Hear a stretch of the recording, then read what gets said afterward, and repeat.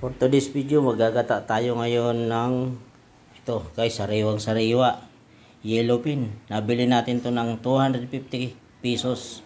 Ayan, ang gagawin natin dito, gagataan natin mga guys. Ito laman loob, yun na, hinalo na ulo at may laman. Ayan, pakasariwa mga guys. Ayan, at ito ay halo natin, pichay. Ayan, may gata tayo. Ayan, ayan, umpisa na natin. Ayan guys, nahiwa na natin yung rekado. Ayan, dito tayo ng kawali. Ayan, itong gagawin natin guys, palalambutin muna natin sa kunting tubig kasi purong gata itong gagawin natin. Ayan, ang igagata natin puro isang piga lang mga guys. Ayan, pichay. Ayan, isang piga lang nito, kaya parang puro. Ayan guys, yan, naglagay tayo ng kunting tubig. Lalagay na natin tong isda. Ganun ang diskarte natin. Tapos puro mamaya. Tutuyuin natin tong tubig. Lagay na natin tong mga isda na yellow pin. Ito guys, oh. Ayan. Ayan. Ayan. Tatlong slice na malalaki guys. Sariwan-sariwa. O yan. Kita nyo naman ang itsura. Pag sariwan-sariwa nagkukulay pink o mamula-mula. Pag binasaan na siya, maputla. Ayan guys. Ayan, lalagay na natin yan. Pag natuyo to, lalagay na natin yung purong gata natin. Magpipiga lang tayo guys ng gata. Pero ilagay na natin itong ricado.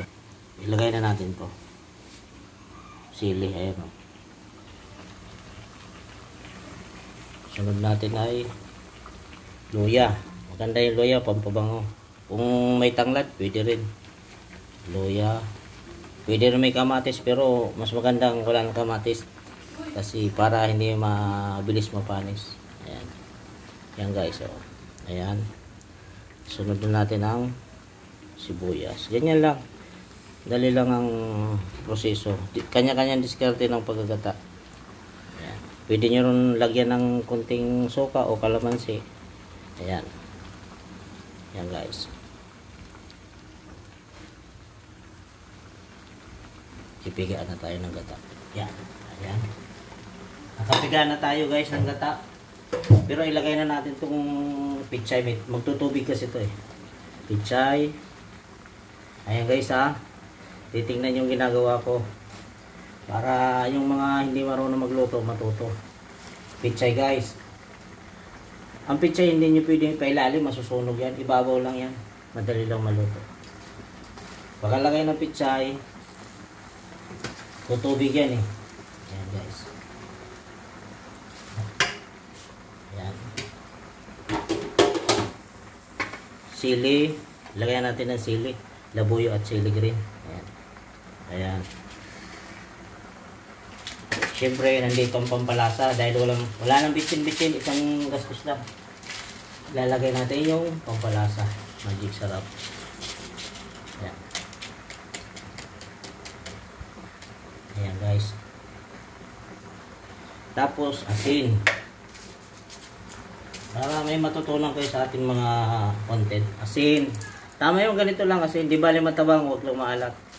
Pwede nyo dagdagan. Ayan, asin.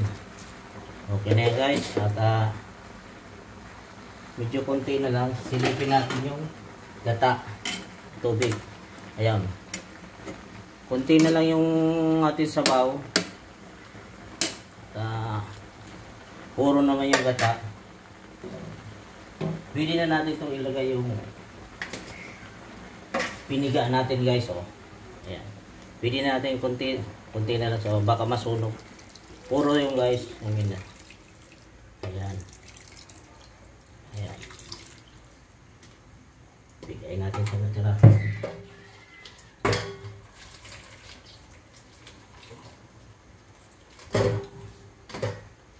Shout out guys sa mga marunong magluto ah. At sa hindi marunong, tingnan nyo maigi ang niluluto natin. Ayan. Pwede rin kayo maglagay ng suka. Pwede rin ng kunti lang suka, pangit maasim. Pwede rin ng kunting kalamansi, mga 5 piraso. Yan. Yan lang guys, oh. Tapos,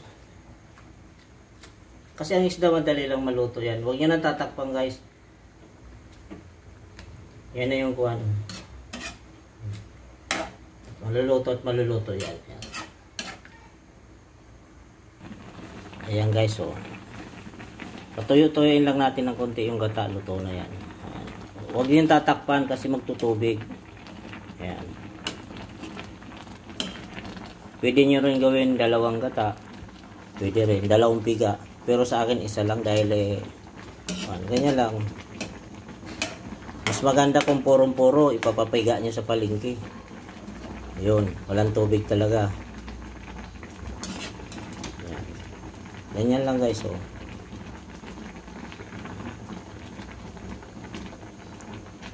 Gusto nyo, lagyan nyo ng kunting suka para hindi mabilis mapanis. Ganun ang diskarte. Pero ito, hindi mapapanis to dahil kakainin ka agad. Ayan guys. Nangangamoy na yung ating gata. Pangit naman sa isda ma-overcook. Ayan. Ayan. Kita naman nyo guys. Ang ginataan, yellowfin natin. Ayan. Matuyot-tuyot lang konti na yan. Okay na yan guys. Okay na ang lasa.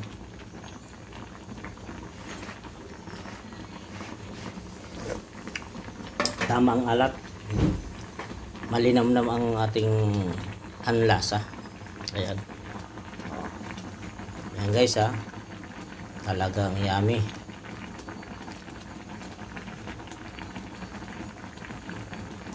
Luto na guys. Luto na yan. Ayan, luto na.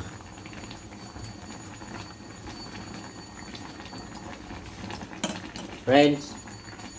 Friend, pahawak nga friends. Ang ating camera.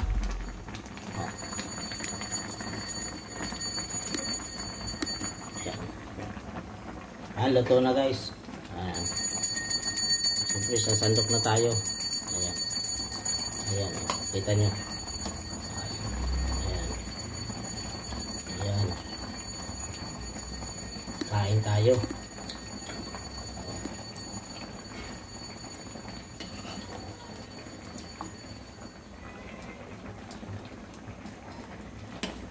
Ayan guys, luto na ang ating ginataang yellowfin. Kung nagustuhan nyo yung video guys, pakishare naman at pakilike na rin. Thank you for watching.